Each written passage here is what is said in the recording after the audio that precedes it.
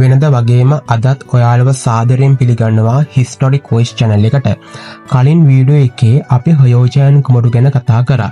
අද වීඩියෝ එකෙන් කතා කරන්නේ හයෝජයන් කුමරුගේ පළමු බිරිඳ වන ජෝ ආර්යාව ගැනයි. මේ ජෝ ආර්යාව ඉපදුනේ 1716 ජනවාරි 8. ඇයගේ පියා ජෝමුන් මියොන් අමාත්‍යවරයා. ඇයගේ මව ජියොන්ජු ඊ වංශයේ වන්හියුන් ආර්යාවයි. ඇය පවුලේ එකම දියණිය සහ දෙවන දරුවා වෙනවා.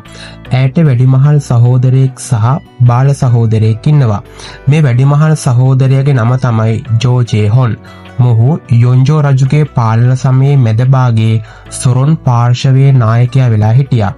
ඔටුන්න හිමි සාදෝ කුමරුට මරණ දඬුවම දෙන අවස්ථාවේ සාදෝ කුමරුට පක්ෂපාතීව හිටපු නිසා යොන්ජෝ ඔහුව ඝාතනය කරා. බාල සහෝදරයාගේ නම තමයි ජෝ ජේ-ඩියු.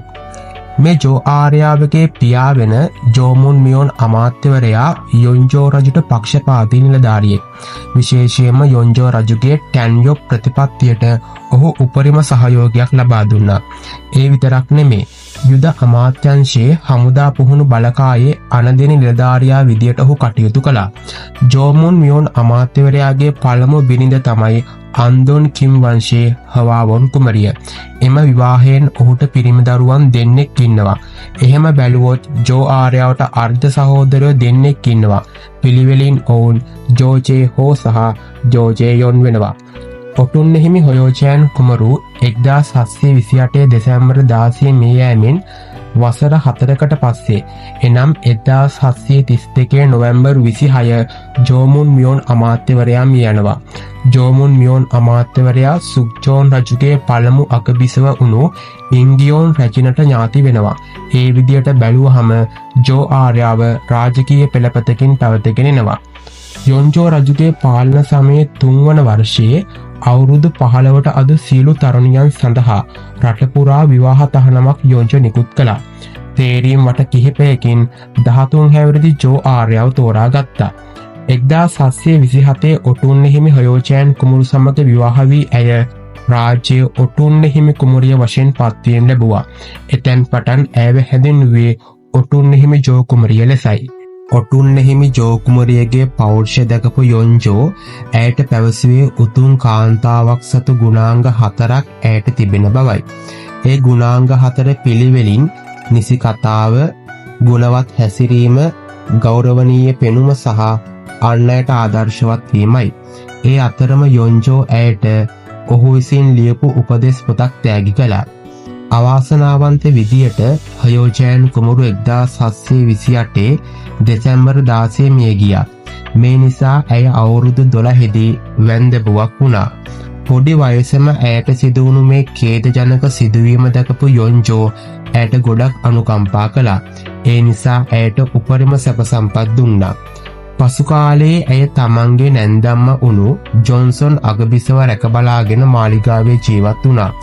යොන්ජෝ රජුගේ ජීවිතයේ වැඩි හරියක් ඔහුට දේශපාලන අර්බුද තිබුණා. ඒ නිසා ඔහු වටා හිටපු අනෙක් පුද්ගලයන් ගැන ඔහු සැකයෙන් බැලුවා. ඔහුට අනුග්‍රහය දැක්වූ මාලිගාවේ බලවත්ම පිරිස වුණේ කාන්තාවන්. ඒ අතර ඇයගේ අගබිස වුණු ජොන්සන් රැජින, ඉන්වොන් මව්බිසව, ජෝ ආර්යාව සහ යොන්ජෝගේ ප්‍රියතම දියණිය වුණු හවාප්යොන් කුමරිය අතර වුණා. 1735 ඔටුන්න හිමි සාදෝ කුමරු ඉපදෙනකොට ඇයට හයෝබින් ආර්යාව ලෙස පදවි නාමය ලැබුණා. 1737 මාර්තු 10 රාජ්‍ය නිලධාරීන් යොන්ජෝට චෝදනා කළේ ජොන්සන් අගබිසවගේ මාලිගාවට යන අමුද්‍රව්‍ය වලට වඩා වැඩි ප්‍රමාණයක් හයෝබින් ආර්යාවගේ මාලිගාවට සපයන බවයි. මේ රචනගේ කීර්තිනාමයට බරපතල හානියක් සිදුවන නිසා අගබිසවගේ මාලිගාවට සපයන අමුද්‍රව්‍ය තවත් වැඩි කරන ලෙස රාජ්‍ය නිලධාරීන් යොන්ජෝගෙන් ඉල්ලා සිටියා.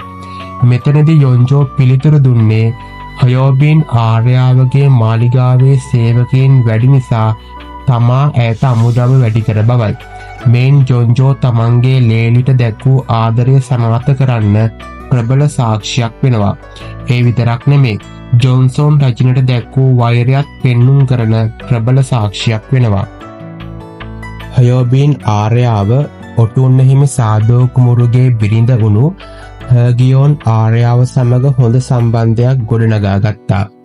යොන්ජෝ චෙස්නට් කෑමට කැමති නිසා හයෝබීන් ආර්යාව හැමදාම චෙස්නට් තම්බල යොන්ජෝට දුන්නා. හයෝබීන් ආර්යාවගේ නැන්දම්ම වුණු ජියොම්බීන් ආර්යාව මියගියේ නොවැම්බර් මාසයේ. හයෝචෑන් කුමරු මියගියේ දෙසැම්බර් මාසයේ. ජියොම්බීන් ආර්යාවගේ සහ හයෝචෑන් කුමරුගේ මරණ සංවත්සර දවස්වල රාජකීය පවුල නිර්මාංශ ආහාර වේලක් ලබා ගන්නවා. කොහොමහරි තමන්ගේ සැමියගේ සහ නැන්දම්මගේ මරණ සංවත්සර දවසෙම ඇය රෝගී වෙනවා. එහි ප්‍රතිඵලයක් විදියට 1751 දෙසැම්බර් 30 ඇයට වයස අවුරුදු 35 දී චැන්දොග්ගුන් මාලිගාවේ ගොංගුක් ශාලාවේදී ඇය මිය ගියා. ඇයගේ මරණයට හේතුව දරුණු ටයිෆොයිඩ් උණයි. ඇයගේ මරණය දැනගත්ත යොන්ජෝ ගොඩක් දුක් වුණා. හයෝබින් ආර්යාව තමන්ගේ මාමණ්ඩි වුණු යොන්ජෝට කොච්චර ආදරේද කියනවනම් ඇයට ටයිෆොයිඩ් උණ තිබියදීත් ඇය යොන්ජෝට පිළිගන්න චෙස්නට් තම්බල තියෙනවා. ඇය මියගිය නිසා චෙස්නට් ටික තැටියක තිබිලා තියෙනවා. මේක දැකපු යොන්ජෝ තවත් සංවේගයට පත් වුණා. හයෝබින් ආර්යාව මිය ගියත් යොන්ජෝ ඇයගේ උපන්දිනය දිගටම සැමරූ බව සඳහන් වෙනවා. ඇයව ගයොන්ගි පළාතේ හයෝචෑන් කුමරු අසල භූමිදානය කරලා තියෙනවා. අදටත් මේ සොහොන අපිට දැක ගන්න පුළුවන්.